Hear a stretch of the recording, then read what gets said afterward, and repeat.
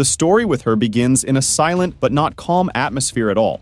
And as you see, there is a group of men tied up on the ground and she tells them, "What do I tell you, men? Hasn't any of you thought before of going to a new world different from the backward world we're in? I mean, for example, a world with delicious food, some heavy music, and a happy family, everything you wish for in that world." Then one of the tied-up men told her, "Ma'am, just have mercy on us and we'll do what you want. Just free us first." And with utmost happiness, she jumps around and says, "This is where I'll take you to a new world you've never dreamed of before." What is this new world, and what is this dialogue all about? Let's see, my dear viewer. We see a group of doctors and some programmers monitoring some statistics on devices they're using on an unknown person's body. And it's clear that the results were not satisfactory and they're trying to save them. Then they inform their boss that everything is ready as ordered. And we know her name is Amanda. And Amanda tells them to start the procedure. At the same moment, we see the building where the group of tied-up men was exploding in a huge explosion. Then the Joker appears, the crazy man associated with Harley. And with utmost happiness, she asks him, "What do you think of the show that just happened?" And he told her, "This is just the beginning, my dear, not more. Consider it an introduction to a long show that's yet to happen." At that time, he was driving the car at full speed, and the police were chasing them. And Harley is helping him throw projectiles at the police chasing them. Then he pulls out very sharp knives and cuts the huge bags full of money to be distributed to people for free. And the Joker says, "Building a new world is my enjoyable goal." And the people in the streets were at the peak of their joy from the money being thrown at them without warning. Then we go back to that boss, and she's not pleased with what's happening, and she asks the workers what happened to disrupt the experiment they were doing on the sample. One of the attendants replied to her that the energy production is less than their expectations, but we see her told him to increase the charge. With horror, and he told her that will harm the sample. She replied and told him it doesn't matter to me. It's just a means to open the gate. That's why listen to my words and stay silent. Based on her orders, they carried out what she wanted.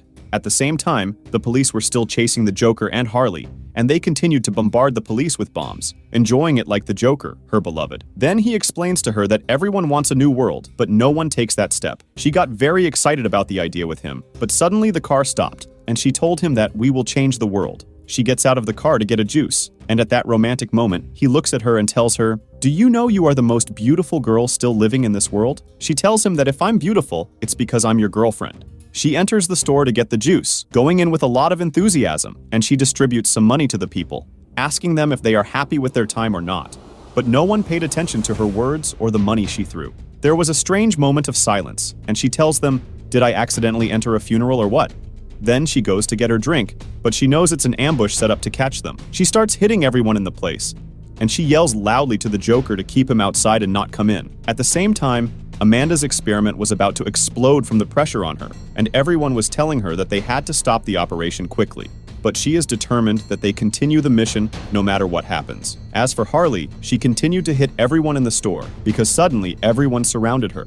And at that time, the Joker also found himself surrounded by tanks attacking him, so he started fleeing quickly with his car. And when Harley finished her fight and managed to escape from the store, she finds a knife being thrown at her from a distance. But with a quick reflex, she was able to dodge the knife quickly, and she finds a samurai girl standing on the roof of the building. Then this girl comes down to the ground and draws her sword, and it's clear that she's a calm person and doesn't joke around at all, unlike Harley, who as soon as she saw her, told her that she doesn't remember doing anything to offend the Ninja Turtles for her to come and kill her. A fierce battle began between them, but the samurai girl knocked Harley's weapon out of her hand and put her sword to Harley's neck. Our heroine didn't hesitate when she sensed she was in a predicament. She told her, "Your sword is cool and I like it." Then she didn't act reckless. However, the samurai girl activated her silent mode and was busy striking Harley. At that point, Harley had no choice but to try to avoid her attacks, especially since she didn't have a weapon, while the other had a sword. The end result was the samurai striking Harley with a sword blow to her abdomen, rendering her unconscious. At that exact moment, Amanda's experiment exploded. Do you think Amanda's experiment has anything to do with Harley? Or is it just a coincidence? Let's guess until we know the secret. The main thing is, we see Harley getting arrested, and the samurai informing a masked and armed person that unfortunately the Joker escaped their grasp. When Harley regained consciousness and heard this, she told them not to dream, as a bunch of fools like them could never catch her beloved. Then she made a vow to herself that she must find a way to return to the Joker so she can be with him again. As for Amanda, amidst the destructive atmosphere in the lab, she's standing happy and saying, "Now we can start, because we've finally opened the gate to a new world." After half a year passes, we see Amanda in a sanitarium, hidden from view, and the director telling her he has gathered the most evil group in the whole town. She yells at him, asking who gave him permission to do that. He begins convincing her that those he brought are one of a kind, and that's why she must see them herself, and he'll take full responsibility if any of them cause problems. His way of talking didn't please her, and she told him she senses his words don't respect her. He said he must have misunderstood her, but with her terrifying features, she told him he created a serious problem and she must stop him, because the patients entering the sanitarium are not the same as the ones leaving, and this has been happening since she took over managing the sanitarium. So shut up completely, listen to my orders, and execute them to the letter, or the happy life you're living will be spent behind bars. At that moment, Harley was sitting eating pizza and watching cartoons when suddenly a group of armed men pointed their weapons at her. With her usual cool, she said, "What's up, guys? Are you having a surprise party? You should have told me earlier." Angrily, Amanda told her to get out of there because she wants her for a mission, and she asked her who are you and why she was ordering her. She ordered the armed men to restrain Harley and bring her to her by force. Before she left the place, the director told her before she left, "Tell me, didn't I treat you well during the entire time you were here?" But she did not answer him, and this really upset him. So he grabbed her face with his hand and angrily told her, "Since I treated you well, you should reply to me because the least I deserve is a word of thanks." And she told him, "Oh man, what kind of treatment is this? You kidnapped me, and don't touch me again. No one has the right to touch my face." And at that moment, Amanda intervened and electrocuted Harley from behind and made her lose consciousness. And she told her men, "Take this girl out." And then she told the director, "Take me to the other cell quickly." And he told her, no one in their right mind would allow those maniacs to get out of this asylum. And she told him, "And that's exactly what I want. Because in order to change the world, I have to surrender to madness." As soon as Harley regained consciousness, she looked and found a black young man looking at her. So she got scared and said to him, "As soon as I open my eyes, I find an ugly face in front of me?" And he, impatiently, said, "Great, locking me up with a crazy one. That's just what I needed." And she told him, "Watch your language." And at that moment, she found a very handsome man sitting and telling the black boy, "It's a shame to speak that way to a beautiful lady like this. You need to be more mindful of your behavior to be respectful with others." And Harley, as soon as she saw the handsome one, said, "Ah, these are the types I wake up to." And the black one then looked with disgust at the handsome one and said, "Where's the tie with your sophisticated talk?" He replied and said, "It's true that we're wearing the same clothes right now, but there's a big difference between me and you. Don't you see how distinctive my face is or what?" And the black one approached him and said, "What's wrong with you, man? Your face is just like normal people. What's so distinctive about it?" And Harley commented and said, "But you don't understand. You tanned one. This guy is very handsome, but unfortunately, he's not my type." And with all anger, the handsome one told them, "Don't you watch movies or what?" And Harley, "Who are you too?" And he told her proudly, "I appeared in a scene in a famous movie. Be careful." And during their useless conversation, they noticed that a fourth person was imprisoned with them, with a strange cover on his face. They asked him why he was hiding his face in this way. He told them that if he revealed his face, his mission would be ruined. The black man looked at him in surprise and said, "What mission?" And he asked him, "Don't you know that we are all here for a mission to maintain peace?" Then someone came in and told them, "I'm glad you were able to get along with each other." The handsome one said to him, "When will we arrive? I need to do my exercises." He replied, "You've arrived already," and then opened a live broadcast for them, with the president telling them, "The 5 of you will go on a mission with my agent, Adam. If you succeed, the reward will be a reduction in your sentence. Your mission is simply to create and protect a series of bridges that will serve as a framework for research and resource management in a certain area." The black youth said, "Is that your idea of simplicity? What would you have done to us if it wasn't a simple mission? And then, you're ordering us around as if we're your servants." And then she said, "Look, you bunch of bastards, there are bombs planted inside you. If you don't listen to me, I'll detonate them, and that will be the end of you. Within 72 hours, if I don't get a response to anything I say, consider yourselves dead. That's why you have no choice but to listen to me." The black one said, "So we're supposed to be afraid now because our lives are in your hands?" She said, "I heard you have a daughter." When he heard that, he got angry and agitated because his daughter was his weakness. He threatened that if she touched his daughter, he would erase her from the face of the earth. She said coolly, "Does anyone else want to object? Or is that enough?" She then ended the broadcast, Adam then told them that all their equipment was in the wooden boxes behind them and ordered them to change their clothes to prepare for the mission, reminding them of the bombs in their necks in case anyone thought of any reckless moves. At this point, the handsome one noticed that there were only 4 of them, and the president had said there would be 5 people on the mission. So he asked Adam where the 5th person was. Before he could answer, they noticed that the plane they were in had collided with something, and the emergency alarm had gone off. Adam rushed to see what had happened, but the plane crashed with them on the ground. Harley was the first to get out of the plane, wondering where they were. But as soon as her leg came out of the plane, she fell from a great height, but the black youth caught her hand. At this time, she saw someone falling from the plane, because he mistakenly went out the wrong door.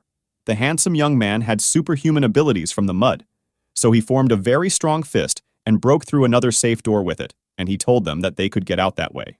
When our heroes saw this strange movement, they were amazed by his strange power, and they realized why he was the only one who was restrained by a different device from them. Then they all get out of the plane and are surprised by a place with flying dragons and a strange atmosphere, and some knights fighting creatures stranger than a very ancient era. The handsome man thinks they have fallen into a film studio and someone is filming historical scenes, and Harley tells them, "What is this place we are in? And is the mission part of the chaos happening here or what?" In the midst of their conversation, the strange creatures finish off the knights and surround our 4 heroes. And then they realize that everything happening around them is real. So, Harley gets excited and says, "It's true that I don't understand what's going on, but it's clear that you are my enemies."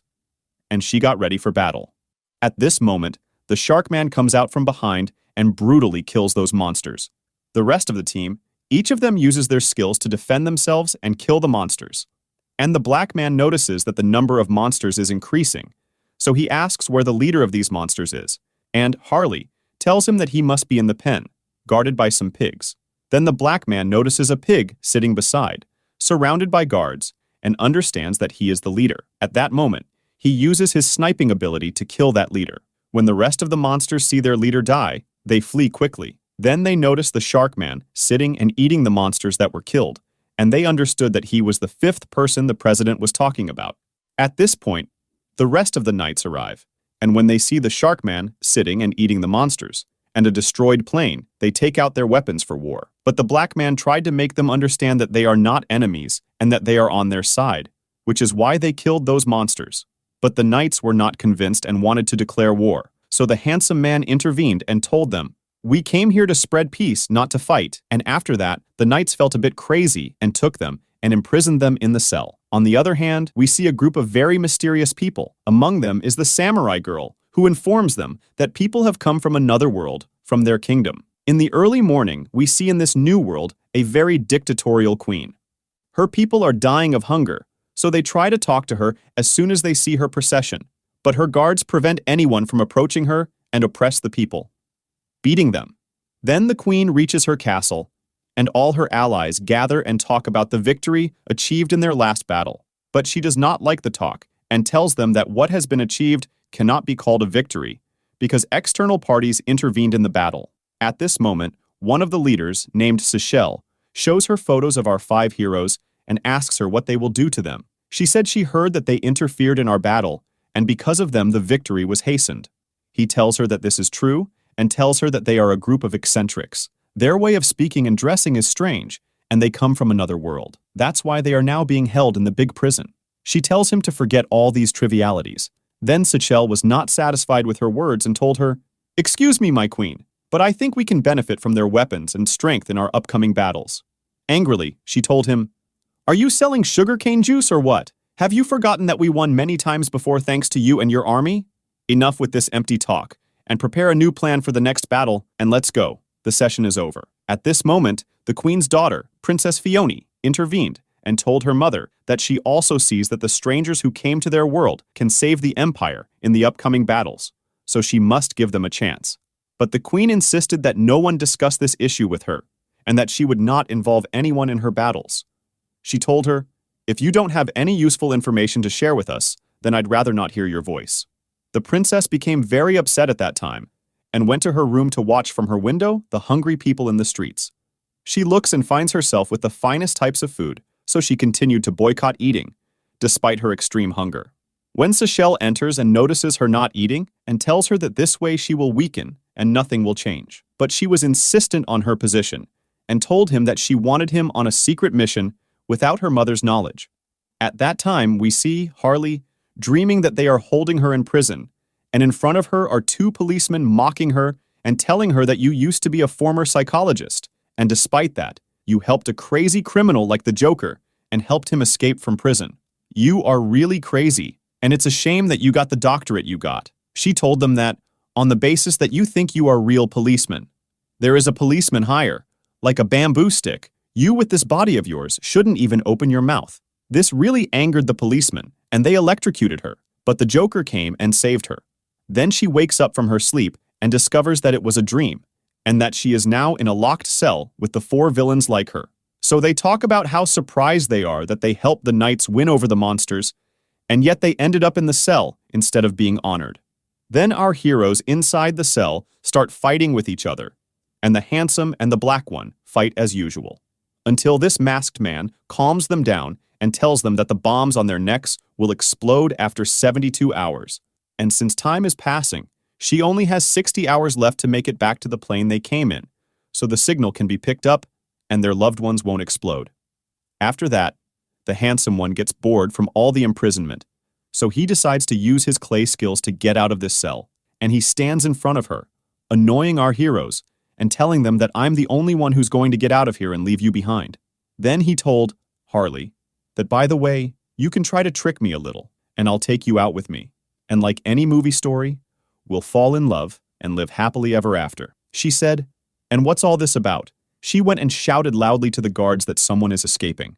The guards quickly came and beat him, tied his hands and threw him back into the cell. Then we see our heroes sitting and eating in the prison with the monsters who are imprisoned like them. So one of the monsters gets into a fight with the handsome one because he took his seat and hits the handsome one with a strong blow that knocks him to the ground. And although the languages are different, the language of fights is of course common. And at that moment, Harley, who is not afraid of anything, throws the plate in her hand at that monster and starts the fight. And from here, a fierce battle begins between our villainous heroes and the monsters in the prison. And it ends with the victory of these five crazies. The guards enter and find the place turned upside down. So they attack our heroes with magical weapons that throw them to the ground. They throw them in the disciplinary cell. When they enter that cell, they find a person sitting there. As soon as he sees them, he asks them, "Who are you? You speak my language and understand me. Are you from the other world or what?" Harley replied to him and asked, "You, who are you?" He told her, "My name is Rick Flag, and I'm an agent for Argus." She told him that the fact that he's an agent for him means that he must be the owner of the Amanda loser, who has a strange name. He asked her, "And you, Harley, are the partner of the Joker in his crazy crimes?"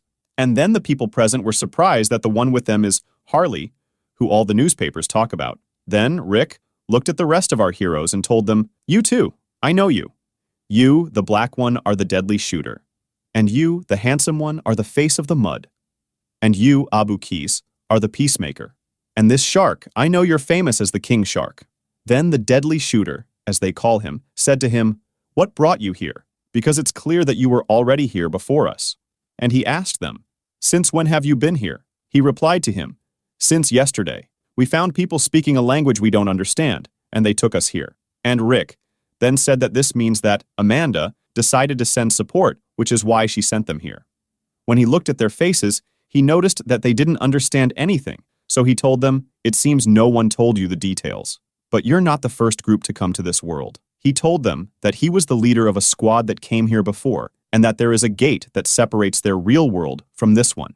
The black one said to him, "So what are we doing here?"